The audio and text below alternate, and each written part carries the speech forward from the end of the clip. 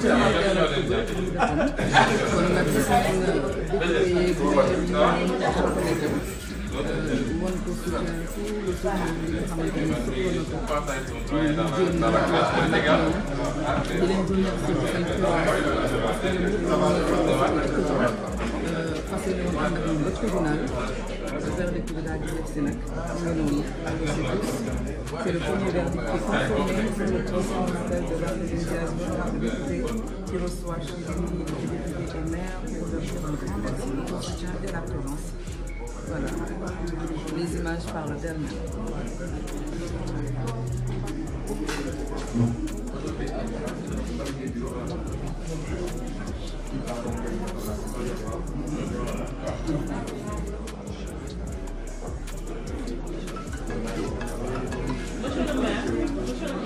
J'ai un message. Monsieur le Président, juste 2 minutes. Je voulais entrer dans le débat que je félicite d'abord parce qu'il n'a pas été honorable. Parce que nous sommes très fiers qu'il soit à l'Assemblée. Mais monsieur le maire, la jeunesse de Dakar, et je pense que je peux parler sur le contrôle de Bassirou Samb.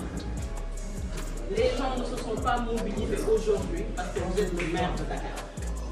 Les gens se sont mobilisés parce que vous êtes un citoyen qui, à tout instant, quand le peuple a été en danger, vous êtes mobilisés pour que les gens puissent s'en sortir.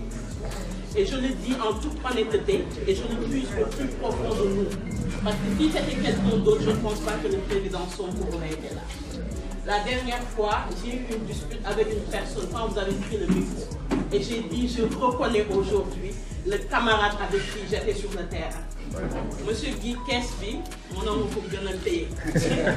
Mais je vous dis qu'aujourd'hui, le message que nous lançons, c'est que vous nous représentez au niveau de l'Assemblée. Moi, je suis d'une idéologie qui croit en la lutte des classes. Et je pense que vous l'avez compris. Vous nous représentez en termes d'exemple. Vous avez parlé d'une loi que vous allez mettre en œuvre, mais n'oubliez pas la jeunesse qui vous regarde. Et je pense qu'aujourd'hui, moi, je suis très fière de voir Abbas qui ne se laisse pas faire. Je pense que c'est lui qui m'a un peu réconcilié avec mon troisième mandat. Mais c'est de vous dire qu'aujourd'hui, tous ceux qui sont là ne sont pas là parce que vous êtes le maire de Dakar. Mais ils sont là parce qu'à chaque fois que chacun d'entre eux a eu un besoin, vous avez été présents. Et je parle parce que c'est des gens qui ont travaillé avec vous pendant plusieurs années qui m'ont dit, Aïda, le maire Barthélémy Dias, des fois, il a un très fort caractère, mais c'est quelqu'un de généreux. La générosité, ce n'est pas le fait de prendre de sa poche et de donner à quelqu'un de l'argent.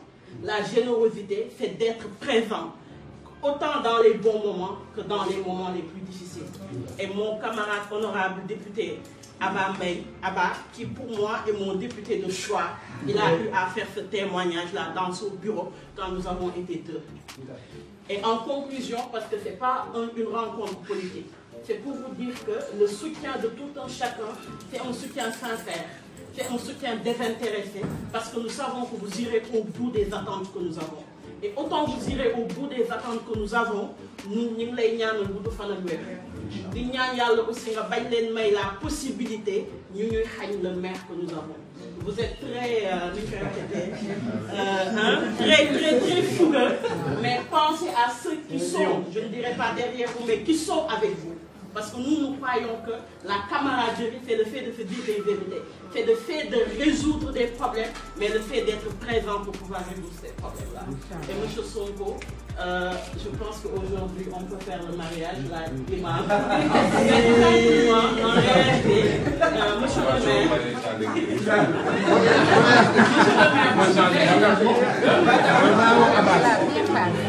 maire, dans la liste des je suis dans la table.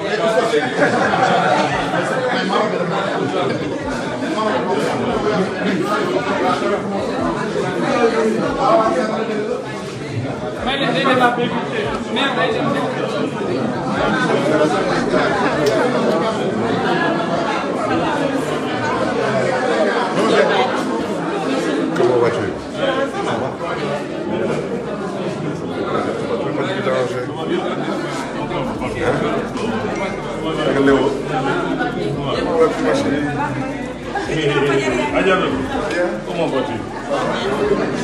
Ça va bien.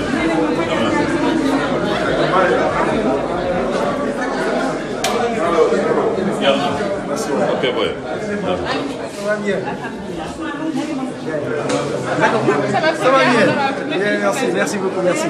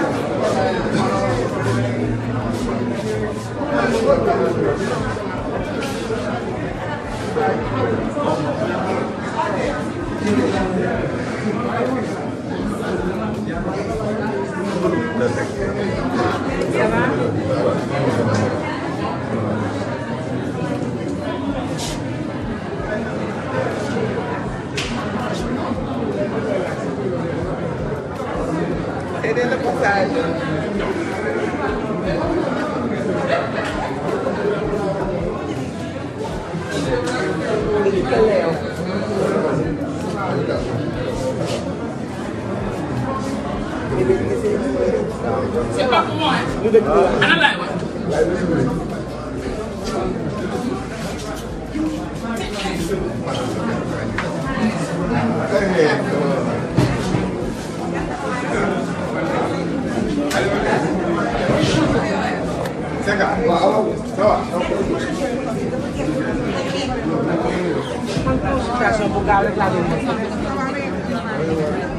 activité rek man tam organiser rek ay ngay jéem ko dégg ay ko ñu ne ça va ala graine am te moom la ci àttal ñu ko jaral yow nga wàcc ay malaayika wàcc ay police ak gendarme wàcc ay malaayika ñu tasaaru biir Dakar wala biir réew ba jox la ko doon mais danañu tase ci yoon te du yàgg non mbetteel amuñu ko ci ban mbetteel mbetteel ak li xew ci vote yi mbetteel ak la xam ci xëy ci installation assemblée nationale mbetteel ak leneen ak leneen ak leneen ak liy ñëw mais ñun xam nañ lépp. mais est-ce que duñu wax alhamdulilah wala yéen jàpp ngeen non ñun jàppuñu alhamdulilah parce que suñu doon alhamdulilah baatu def recours bu doon alhamdulilah rek mu dépendre ca loola li ñu dëgg la tey mais ñun dañu gëm ni li ñuy wax ay sos la Macky Sall dafa gëm ni li muy wax ay sos la parce que moo njëkk a taxaw ci écran yi wax nit du weddi boppam góor du weddi boppam góor du xëy na ñuul na ba pare xëy suba ne weex na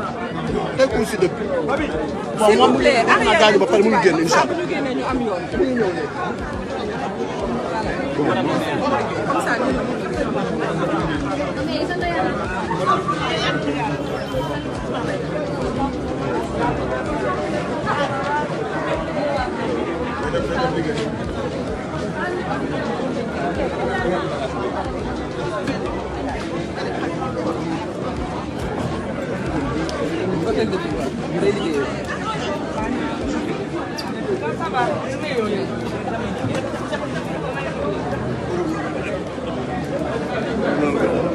Sénégalais bërëbu liggéeykaayam li ni mel nag di wane rek ni peut-être bi amaana mu ngi ba pare la te kat boo la gisee ne ñu xool defuñu dara parce que xoolal ndam rek la yem li ko nar a xaar da ngay xaar mooy nday mbil ji moom Dakar ak ñu ko wër ñoo ko moom tous lan moo tax a déplacé wu encore. waaye yow ndaanaan rek tax a déplacé wu. mais même peine bi ñu maintenir également loolu aussi. même la peine bi 2 ans dont 6 mois ferme. 2 ans 6 mois xanaa ku def dara ku def dara ngay doo 6 mois 2 ans kii deful dara de moom moo ñëw fekk suñu te xamoo nag yàlla doo nga xam te xamul. mais yaakaar ngeen mu yem fii tey. waaw fii la war a yem sax fii la war a yem. parce que li mu doon dàq moom lañ ko mujj tegaat. li mu doon dàq mooy 6 mois yi mu doon bañ moom lañ ko mujj daanaat. waaw boo ko daanee te deful dara nag ñun moom xam ku def dara ngay dàq 6 mois wala 1 an mais deful dara quoi ñun daal jàmm rek la ñuy ñaan Sénégal moom jàmm la bëgg te jàmm la yéen ñaan da ngay ñaanal lu mu bëgg nag ak Dakar bu mu am yéeneem ci waa Dakar yàlla na ko yàlla may te yàlla na koy may si incha allah si kattanu yàlla lu ñu yaakaar jàmm daal la ñu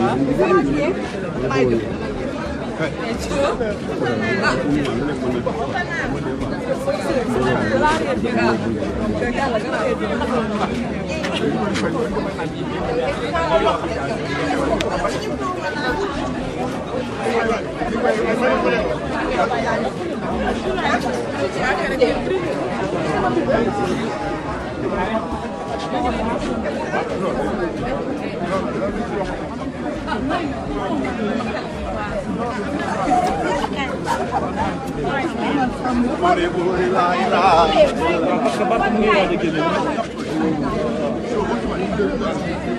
non mu ngi waaj a génne.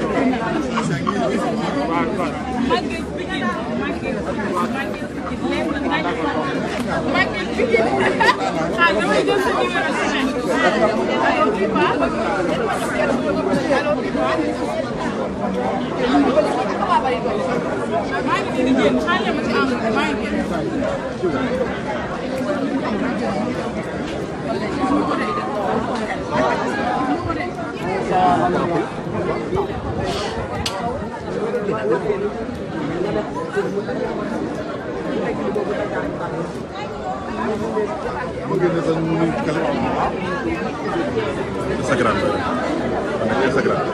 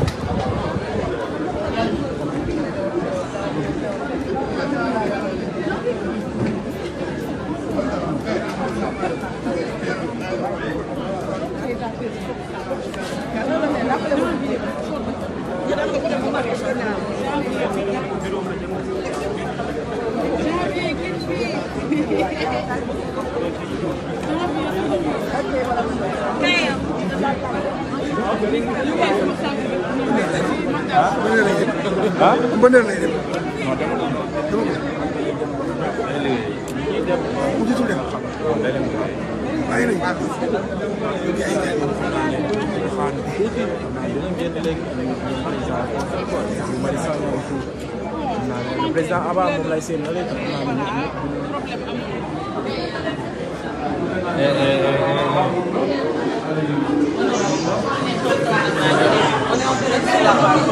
Ok. Ok. On fait quoi, une déclaration? Merci. Vous faites une petite déclaration. D'accord, d'accord. En fait, voilà, on est ici en tant qu'élus, puisque le fond du débat concerne les élus au Sénégal. Vous vous rendez compte que le maire qui est ici a été élu avec plus de 100 000 voix d'écart par rapport à la coalition présidentielle. Vous vous rendez compte? Je ne parle même pas de son score. Je parle de l'écart entre lui et la coalition présidentielle. Ceux qui veulent nous imposer des débats sur le cumul des mandats doivent savoir que c'est ça les vrais débats. Le vrai débat, c'est le statut de l'élu local. C'est quoi être maire au Sénégal? C'est quoi être maire de la capitale? Comment un élu peut être dans sa mairie, être agressé par des nervis et être condamné? Comment on peut être maire de Dakar, avoir un budget, avoir 300 000 francs de salaire? Aujourd'hui, les gens te parlent de cumul de mandats. C'est ça les préalables qu'il faut régler. Et je pense que cette condamnation-là, ce procès-là, c'est quelque chose qui doit nous interpeller en tant que politique et qui nous interpelle en tant qu'élu. Il est temps qu'on parle du statut de l'élu, de la protection de l'élu, comment un député peut avoir 45 000 voix, avoir une immunité parlementaire, et un maire qui a 150 000 voix n'a pas d'immunité parlementaire et peut aller en prison et être condamné pour des broutilles. Je pense que c'est ça l'enjeu et c'est une réflexion qui suit. Merci beaucoup.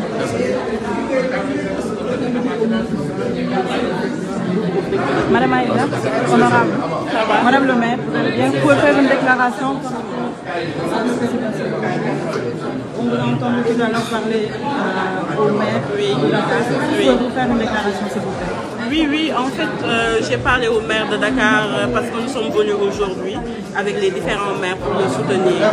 Malheureusement, le temps d'arriver au niveau du tribunal, nous avons eu les résultats qui nous ont, je devrais dire, assez surpris.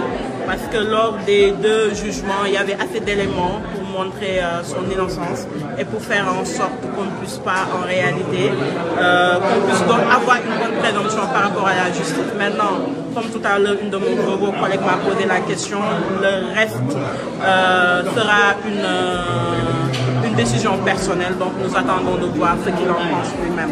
Mais nous sommes désolés qu'il ne puisse pas être purement et simplement acquitté. Merci. Monsieur le maire Bassirou Samb, vous êtes ami au maire de Dakar et que vous êtes son adjoint également. Qu'est-ce que vous nous dites aujourd'hui après le procès? Oui, je pense que nous avons fait ce matin, ce moment-là, on a pas dépassé. Parce que 10 ans après, on prend un homme, il n'a fait que servir son pays. Il a été au devant pour tous les combats excusez-moi, démocratiques de cette nation. Cet homme ne mérite pas ça. Cet homme méritait d'être chanté, cet homme méritait d'être montré en exemple à la jeunesse. Mais malheureusement, avec ce régime du président Macky Sall, ce régime dictatorial, on veut utiliser ce procès comme un appel de démocratie. Et je rappelle qu'en 2011, quand Jean-Paul Diaz venait dans cette même maison, nous étions là. Et c'est Macky Sall lui-même qui avait dit que Barthélémy Diaz avait été agressé. Je pense que Barth mérite respect et considération. C'est pourquoi vous avez vu tous les élus parlementaires comme municipaux se sont mobilisés pour montrer leur soutien et leur solidarité au maire de Dakar, Barthélémy Diaz. Merci beaucoup. Merci.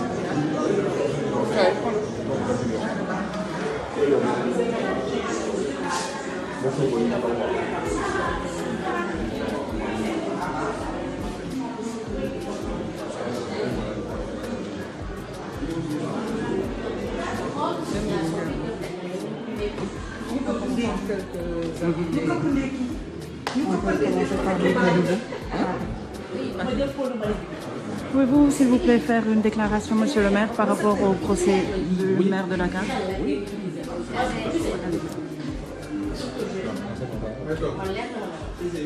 Oui, en fait, voilà, donc nous venons d'apprendre, comme tous les Sénégalais, nous venons d'apprendre avec stupeur la confirmation de la condamnation en première instance, ce qui ne nous satisfait pas du tout, parce que nous considérons que l'affaire Ndiaga Diouf est l'une des taches noires de la démocratie de notre pays, et que c'est dommage que l'honnête citoyen qu'on a trouvé dans son lieu de travail, qui de surcroît un élu du peuple, qui soit attaqué, qu'il puisse se défendre et qu'il soit confronté à des déboires judiciaires. Nous déplorons encore une fois vraiment la mort de Ndiaga Diouf, parce que c'est un Sénégalais. Donc nous compatissons et nous présentons encore une fois nos condoléances à toute sa famille éplorée. Mais sur cette affaire, nous estimons que la justice n'a pas joué pleinement son rôle. Et que vraiment c'est dommage que la justice de notre pays soit encore une fois vouée aux gémonies, parce que rendant des verdicts aux antipodes de ce qu'on peut considérer comme démocratique. Donc aujourd'hui, nous sommes plus que déçus, parce que l'honorable député maire Barthélémy Diaz mérite vraiment toute la quiétude qui s'y est par rapport à l'exercice de sa fonction. Et nous osons espérer que cette affaire-là puisse être derrière nous, puisque lui, il puisse être focus sur les problèmes, sur la satisfaction vraiment des besoins pour lesquels les Dakarois l'ont porté à cette station-là. Encore une fois, nous marquons tout notre désaccord par rapport à ce verdict-là qui a été rendu à la hâte, parce qu'on n'a même pas donné l'opportunité au maire d'arriver au tribunal et de se mettre à la barre pour entendre de lui-même le verdict. Donc cela prouve encore une fois que nous avons vraiment affaire à une justice aux ordres, et ça n'honore pas la démocratie de notre pays. waaw yaakaar naa verdict bi tey vraiment ak ni ñu ko yëgee sénégalais yëpp ñoo ci am betteel sénégalais yëpp ñoo ci am naqar, parce que affaire Ndiaga Diouf affaire la bu nga xam ne vraiment honoré wul la démocratie de notre pays. Aujourd'hui ci histoire politique du Sénégal affaire Ndiaga Diouf daf ci bokk loo xam ne daf koy gàkkal. Donc tey nag amoon nañu yaakaar ne affaire boobu dina nekk derrière nous, et que le principal mis en cause dans cette affaire-là, qui est l'honorable député Barthélémy Diaz, daan nañ ko blanchir, acquitter ko pour mu mën a dellu ci njabootam, pour mu mën a vraiment dox ay soxlaam, pour mu mën a aussi tamit matal li nga xam ne moo taxoon Dakar waaye teg ko fa mu nekk nii tey. Donc lii dafay wane rek ne suñu justice bi wax dëgg yàlla fi ñu ko doon xaar àgguñu fa. Donc lii dafay gàttal rek la posture de notre justice, ndax boo xoolee moom jotul sax àgg tribunal, balaa laata muy génn këram lañ ko informé du verdict qui a été rendu à la hâte. Donc loolu day wane rek ne justice bi jusqu'à présent vraiment am na ñu ko ŋànk, am na ñu koy manipuler, am na ñu koy doxal, te loolu bokkul ci li nga xam ne day jëmale kanam démocratie bu réew. Donc ñun nag en tant que Dakarois, vraiment en tant que Sénégalais, li xew tey vraiment rafetlu wuñ ko te ñaawlu nañ ko ba fu ñaawlu mën a àgg. Merci beaucoup.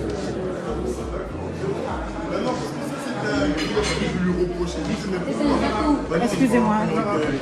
Bonjour honorable. Oui, vous êtes en direct sur la page du maire Barthélémy Diaz. On vous a vu tout à l'heure, mi ngi lay tooñ naan la borom kees gi. Alors tey ñu ngi fi au sortir du procès. Qu'est-ce que vous avez à dire aux Sénégalais? tey bésu naxar la comme yeneen naxar yi ñu am yi Sénégalais yi di daj depuis 2012 ak président Macky Sall. Bésu gàcce la comme ni ñu amee yeneen gàcce askan wi am yeneen gàcce depuis 2012. Tey on a assisté à un simulacre de justice. On a assisté à une parodie de justice. li am tey day firndeel li ñu yàgg xeex muy kumba am ndey ak kumba amul ndey bi am ci Sénégal ci fànn yu bëri, rawatina ci yoon, rawatina ci justice.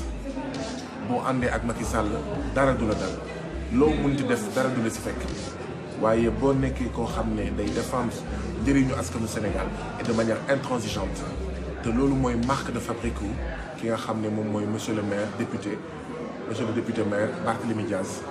Eh bien bu boobaa justice dina la tomali, bu boobaa gendarmerie dina la tomali, bu boobaa dinañ def yëpp pour nga bañ a nekk maire, bu boobaa même boo nekkee maire ñu continuer di la buntu xatal lu ëpp juróom fukki nit bokk ci sa cabinet ak ñoom seen ñu bloqué seen salaire. lii mooy ndumbelaan bi nga xam ne noonu le président Macky Sall transformé suñu réew muy Sénégal. Or dama koy faral di fàttali, le projet c'était un peuple, un but, une foi, et non deux peuples, deux buts, deux fois. Deux peuples mooy benn peuple boo xam ne lu ko neex def, sàcc ak xaalisu askan bi, këpp kees, randal, rey nit, torturer ay nit ba ñu dee, sàcc suufu askan bi, du mujj fenn. Président Macky Sall jël concom teg ko ci dossier, teg ko ci li nga xam ne moom mooy loosu justice.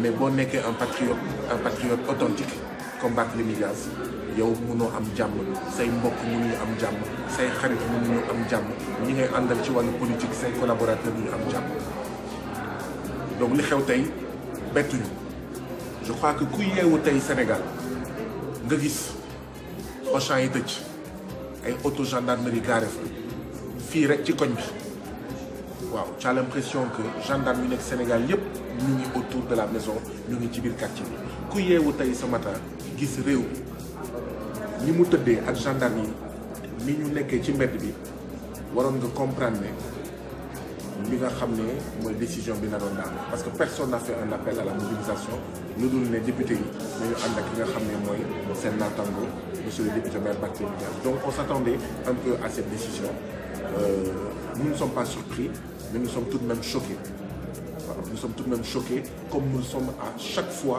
que nous constatons que le droit n'est pas dit comme nous constatons à chaque fois que le président Macky Sall moom mooy manipuler exécutif bëgg manipuler législatif di manipuler le judiciaire loolu nag mooy combat wu Barthélémy Dias mooy suñu combat ñun ñëpp nous sommes venus aujourd'hui exprimer toute notre solidarité mais sans réserve totale à notre camarade à notre frère à notre maire à notre député Barthélémy Dias et la lutte va continuer parce que bu fekkee dañoo xalaat ne lii moo ñu tax a dellu ginnaaw eh bien le président Macky Sall qu'il sache qu'il est en train de se foutre le doigt dans l'œil mais jusqu'au coude.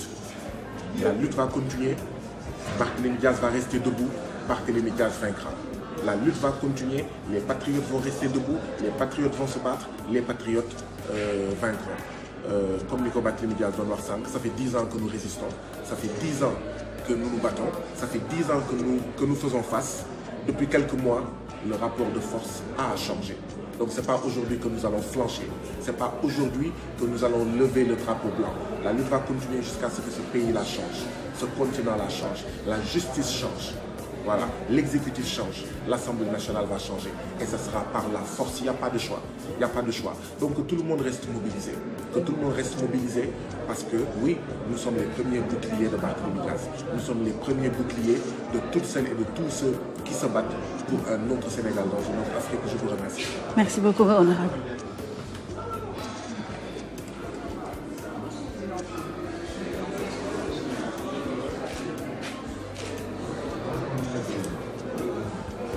Bonjour, vous êtes en direct sur la page du maire, de l'honorable maire Barthélémy Dias.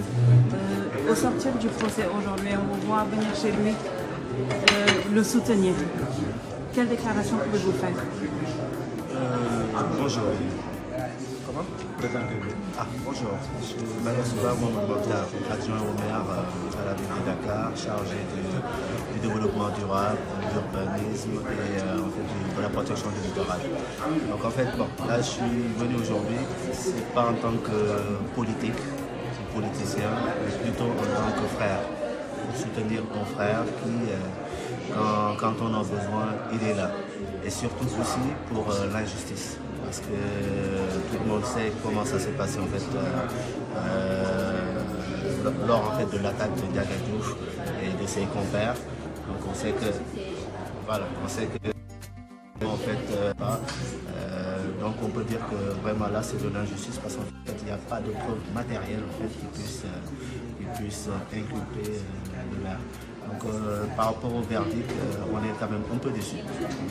On est très déçus qu'ils aient confirmé en fait en première instance. Espérons en tout cas que le maire ne fera pas pourvoi en cassation. Moi en fait c'est mon avis, c'est mon sentiment. Donc on verra après par rapport à sa déclaration justement qu'est-ce qu'il va faire. Merci beaucoup. Merci. En wolof s'il vous plaît. En fait dama fi ñëw en tant que frère du maire Barthélémy Dias, mais pas en tant que politique.